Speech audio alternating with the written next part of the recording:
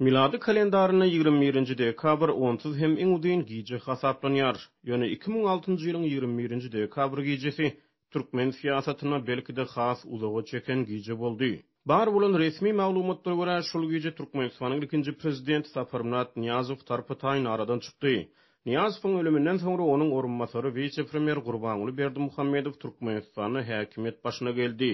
11 fevralda Berdimuhammedowyň prezident wezipesini eýelemegine 15 ýyl dolýar. Ýurdu demir penje bilen dolandyran Niyazowyň tarapyň ölümi istenlik awtoritar ýurda mahsus bolan bir meseleni, istutor meselesini ör boýuna galdyrdy. Ýurda gysgaly döwlet başy gerekdi. Baş kanuny görä prezident haýsydyr bir sebäbe görä öz wezipe borçlaryny ýerine ýetirip bilmese, onuň ygtyýarlyklary öz-özünden meclisiň başlygyna geçmelidi. Ýöne bu beýle bolmady.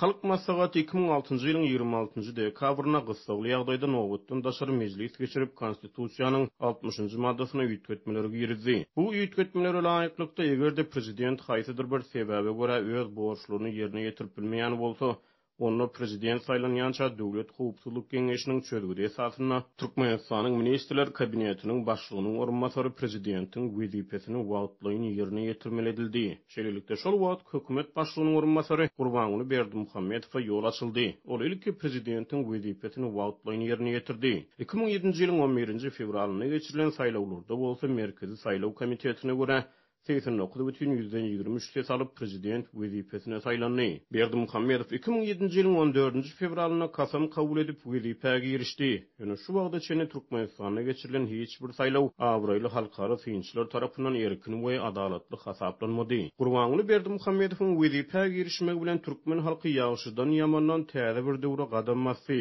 Berk döwlet gödäwçiligindäki media serişdeleri elmidama diýen ýaly Berdimuhammedowyň dolandyrşyny diňe mazamlamak bilen gumra bolýar. Ýöne halkara we ýerli synçylar garaşsyz media gurulmalary galyp berse-de ýurt raýatlarynyň ençemesi türkmen halkynyň indi ençemeli bäri yaramaz ykdysady şertlerden, agyrlaşan amasyz durmuş şertlerinden, barha diýdim zorlaşýan dolandyrşdan, syýasy we raýat azatlyklarynyň ýyl-ýyldan beri çäklendirilmeginden ejir çekýärler. Elbetde şaýatlary we arxiv maglumatlaryna görä Niyazowyň ýurdu dolandyran ýyllaryny onuň şahsiýet kulty ören göçükdün ustawaralandyrylýardy. Döwrüň emeldarlary we kanun çykarjylary tarapyndan resmi taýdan türkmeniň başy, türkmenbaşy gylan edilen Niyazowyň şahsiýet kulty, onuň çar künjegi oturdulan heykelleri, mekteplerde we ýokary okuw jaýlaryna tasdiýat tutulýan kitaplary bilen hasda dawralandyrylýardy. Niyazow türkmen sinemasyna göz dikip aýlaryň we günleriň atlaryny ýetgetdi. Raýatlaryň ömrüni müçelere böldi. Ýanwar aý türkmenbaşy boldy.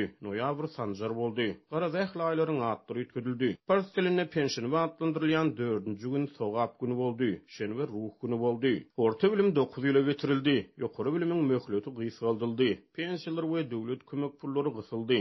Saglyk işgärleri köpçülikden işden çykarylýardy. Neşekeşlik, ogurluk ýaly sosial problemalar tutuş ýurdu tas ganyp durýardy. Üstesine Niyazow ömürlük ýurdu dolandyrmalydy. Muman türkmenbaşy aradan çykanyna ýylatda Berdimuhammedowa umyt baglamagy esas bardy. Galyp berse-de ikinji prezident reforma wadalary bilen häkimet başyna gelipdi. Azatlyk radiosy 8 fevralda Glasgow Universitetiniň professory Merkezi Aziýa boýunça ekspert Luka Ancheski bilen Berdimuhammedowyň dolandyrşynyň 15-nji ýyl dönümi dogrusyna söhbetdeş boldy. I did write my doctoral thesis on Turkmenistan, so I have been looking very closely at the country. Men özümiň doktorluk dissertasiýamy Türkmenistan barada ýazdym. Şonuň üçin men 2003-2006-njy ýyllar aralygyna bu ýurdu ýakynan synedýardym. Her gün ýaly habarlar ýazarlardım. Haçan 2006-njy ýylyň dekabryna Niyazow aradan çykanyna ören şok ýagdaýy boldy. Sebäbi Niyazow postsovet Merkezi Aziýada aradan çykan ilkinji birinji nesil prezident boldy. Niyazow elbetde olaryň arasynda iň bir diýdim zorudy. Şeýle Türkmenistany Niyazowsyz göz öňüne getirmek ören kynny. Şonuň üçin ören şok ýagdaýy boldy. Bu hinidem meniň ýadymda. Biz Merkezi Aziýa boýunça iş alyp barýan adamlar bilen gepleşýärdik. Biz onuň ýarawsyzlygyny bilýärdik. Ýöne tarpytaýyn aradan çykaryp etmenlik. Niyazow ölümden soňra biz Berdimuhammedowyň wezipe bellenjekligi barada muşmuş başladyk. Men türkmen siýasatyny öwrenýändigim sebäpli onuň kimligini, onuň saglyk ministri bolanyny, vice-premier bolanyny bilýärdim. Ýöne ol prezident bolar öýtmänim. Men onuň istutor bolmagy mümkinçiligi bardyr öýtmeýärdim. Ýöne ol istutor bolaydy diýip Ancheski aýtdy. I wasn't really aware that he had any chance to become the successor. And then he became a successor. Ozurlar Niyazov'un kölewesinde galyp siyasi giňişlikde käni bir tananmadyk Berdimuhammedow ilk başlarda halka belli bir derejede erkinlik wada berýärdi, internet elýeterligini wada berýärdi, taşary ýurtlara ýollaryň açyljakdygy aýdylýardy.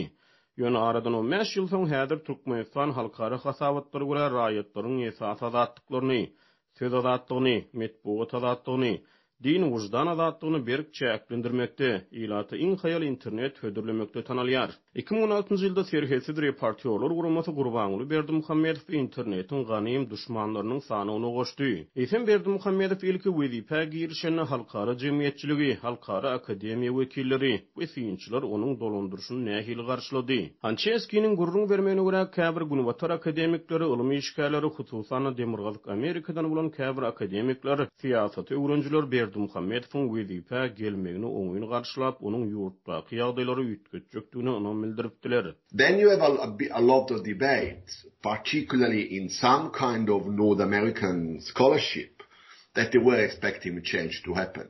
Sonra bir tüýsü çekilişikler, debatlar başlady. Hususan demirgalyk Amerikada alınıp barılan ilmi işlerine Berdimuhammedowyň ýurtda ýagdaýlary üýtgetmäge garaşylýanyny aýdyldy. Hatta bir topar görnükli professorlar Berdimuhammedow ýagdaýlary üýtgedirdi ýerdiler. Siňe seredip gözde geçirden şeýle maglumatlary tapmak mümkin. Sebäbi olar Berdimuhammedowyň aýdýan zatlaryny onuň ýardylar. Men asla giňirimli özgertmelere garaşmadym. Sebäbi aslynda da men ýagdaýlary biraz pessimist çemeleşýän. Ýöne şol bir wagtda men Türkmen siýasatynyň sazlamalarına düşünýärdim. Eger dolar şonuň ýaly kişini häkimet başyna getirýän bolsalar, olar muny ýagdaýlary üýtgetmek üçin näde saklap barmak üçin edýärler. Bu şeýle de boldy. Men hatda Berdimuhammedow döwrüne açyklyga synanyşyk hem edilmedi diýip bilerin. Ýöne akademikleriň belli bir bölegi, hatda käbir siýasatçylar karar kabul edici adamlar ören uly umyt bagladylar.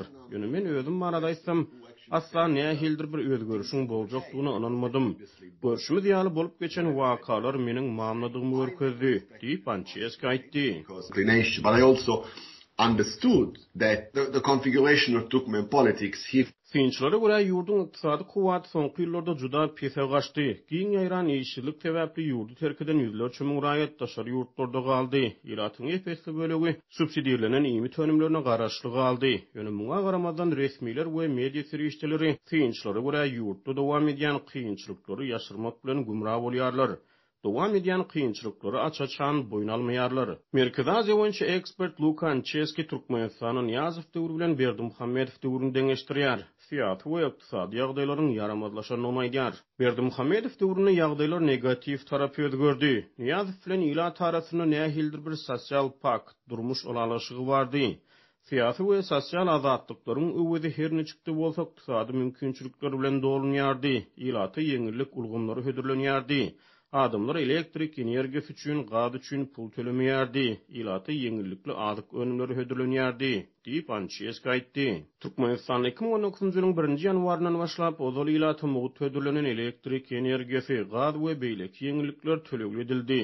Ekspertiň ynanjyna görä Niyazow döwründe de Berdimuhammedow döwründe de ýylat giň ýaýran korrupsiýadan ejir çekdi. Galiberside ekspertiň ynanjyna görä Berdimuhammedowyň ýurdu dolandyrýan ýyllary umumyň aýdylan tutuş dünýäde global awtoritarçylygyň ýoň bolup barýan döwürlerine gabat geldi. Niyazow aradan çykandan soň onuň şahsiýet kultu Berdimuhammedowyň şahsiýet kultu bilen üýtgedildi. Türkmenistanyň mejlisi 2020-nji ýyly halkyň arkadagy zamana suglan etdi. Prezident Berdimuhammedow halkyň bol elin durmuşda ýaşaýanyny aýdýar. Döwlet mediasy Türkmenistanyň ýylatynyň berkarar we bagtyar zamanada ýaşaýanyny gaýtylýar. Türkmenistanyň halk maslahaty bolsa ýakyny günlerde ýurdun 30 ýyllyk geljegini maslahat etmäge taýýarlyk görýär.